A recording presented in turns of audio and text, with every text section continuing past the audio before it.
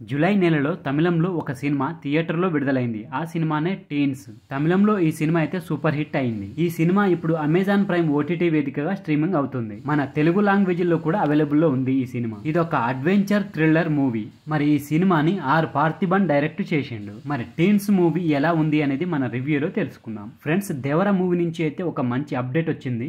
ఆ అప్డేట్ ఏంటంటే ఎన్నో రోజుల నుంచి ఎదురు చూస్తున్న ఆయుధ పూజ సాంగ్ అయితే ఇప్పుడు మనకు రిలీజ్ కాబోతుంది. సెప్టెంబర్ 19 ఉదయం 11:07 ఈ సాంగ్ అయితే రిలీజ్ కాబోతుంది. మరి ఆ సాంగ్ కు సంబంధించిన రివ్యూ అయితే మన ఛానల్లో వస్తుంది.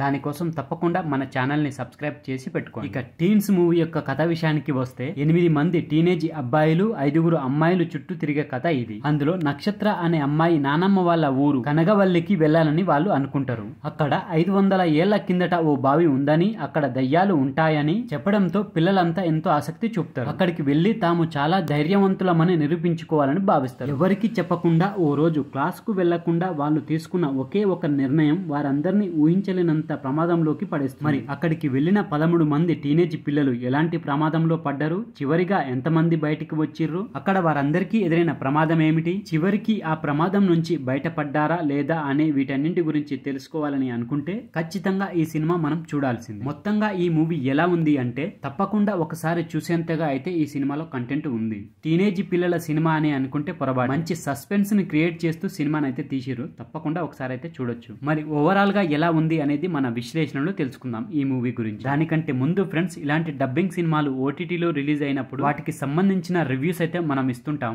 వాటి గురించి తెలుసుకోవాలని అనుకుంటే తప్పకుండా మన ఛానల్ ని అయితే సబ్స్క్రైబ్. ఈ వీడియో కంటే ముందు మలయాళం సూపర్ హిట్ మూవీ నునాకుజి మూవీకి సంబంధించిన రివ్యూ అప్లోడ్ చేసి, ఆ మూవీ అయితే సూపర్ కామెడీ మూవీ. దానికి సంబంధించిన రివ్యూ మన ఛానల్లో ఉంది. ఇప్పుడే వెళ్ళి చూడండి ఈ వీడియో తర్వాత. వీడియోలోకి వెళ్ళినట్టయితే పిల్లలందరూ కలిసి దయ్యాలున్న బావి దగ్గరికి వెళ్లాలని నిర్ణయించుకోవడంతో కథ స్టార్ట్ అవుతుంది. స్కూల్ కు వెళ్లిన అబ్బాయిలు అమ్మాయిలు అందరూ కలిసి స్కూల్ కు బంకు కొట్టి స్కూల్ గోడ దూకి అడ్వెంచర్ గా బయలుదేరారు. ఇక అక్కడి నుంచి వాళ్ళ అమ్మమ్మ ఇంటికి వెళ్లాలంటే అడవి గుండా వెళ్ళాలి. ఇక ఆ అడవిలోకి వెళ్లిన తర్వాత ఒక్కొక్కరుగా మిస్ అవుతుంటారు. అసలు వాళ్ళు ఎలా మిస్ అవుతున్నారు అనేది ప్రేక్షకులు కూడా కనిపెట్టలేనంతగా సస్పెన్స్ కు గురి చేసిండు. వీళ్ళని ఏమైనా దయ్యాలు ఎత్తుకపోతున్నాయా అంటే అది కూడా కాదు. ఎందుకంటే దయ్యాలు కనిపించే ఆనవాళ్ళు అయితే ఒక్కటి కూడా చూపించారు మనకు. అడవిలోని జంతువులు ఏమైనా ఎత్తుకెళ్తున్నాయి అంటే ఆ అడవిలో జంతువులు ఉన్నట్టు కూడా మనకు చూపించారు. ఇదంతా ఎవరు చేస్తున్నారనే సస్పెన్స్ అయితే మనకు థ్రిల్లింగ్ గా అనిపిస్తుంది. ఇంటర్వెల్ వరకు అదే మెయింటైన్ చేస్తూ తీసుకెళ్లిండు డైరెక్టర్. ఇక ఇంటర్వెల్ తర్వాత ఒక్కొక్కరు ఎలా మిస్ అవుతున్నారు అనేది చూపించుకుంటూ వెళ్తారు. అసలు ఎవరు ఎత్తుకెళ్తున్నారు అనేది తెలిసినాక మనమైతే షాక్ అవుతాం. అసలు వాళ్ళు ఎత్తుకపోయేది ఒక పిల్లలనే కాదు, భూమి మీద ఉన్న జీవరాశులు,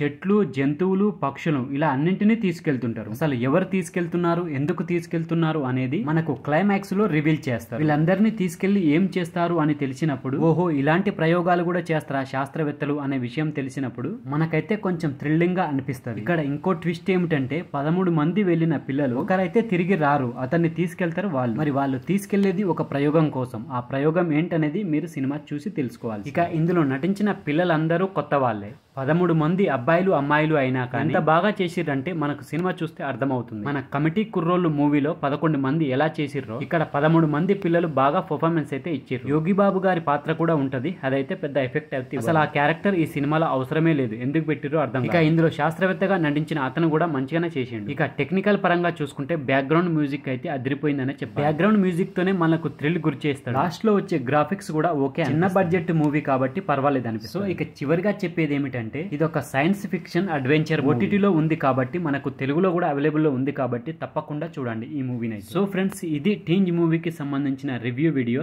ఈ వీడియో కనుక మీకు నచ్చితే మాత్రం మన ఛానల్ ని తప్పకుండా సబ్స్క్రైబ్, అలాగే వీడియో నచ్చితే మాత్రం తప్పకుండా లైక్ కొట్టండి. థ్యాంక్ యూ ఫ్రెండ్స్, మళ్ళీ ఒక మంచి వీడియోతో మీ ముందుకు వస్తా. అంతవరకు బాయ్.